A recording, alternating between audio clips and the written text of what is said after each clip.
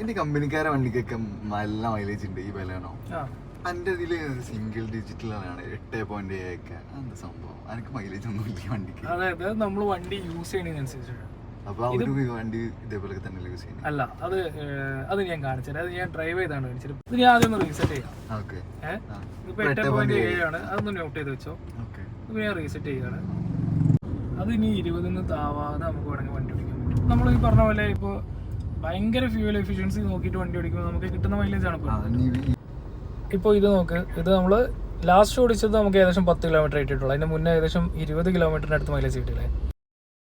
അതായത് fuel efficient ആയി വണ്ടി ഓടിക്കുമ്പോൾ അതിൻ്റെ മെയിൻ ഫാക്ടർ എന്ന് പറയുന്നത് ഒന്ന് നമ്മുടെ ഡ്രൈവിംഗ് തന്നെയാണ്. രണ്ടാമതായിട്ട് നമ്മൾ യൂസ് ചെയ്യുന്ന നമ്മൾ പോകുന്ന റോഡ് ടെറൈൻ ഡിപ്പെൻഡ് ചെയ്തിട്ടിരിക്കും. ഇപ്പോൾ ഹിൽ സ്റ്റേഷനും ട്രാഫിക് ഒക്കെ ആണെങ്കിൽ സ്വാഭാവികമായിട്ടും അത്ര തന്നെ ഫ്യൂവൽ എഫിഷ്യൻ്റ് ആയിട്ട് വണ്ടി ഓടിക്കാൻ പറ്റിക്കൊള്ളുന്നില്ല.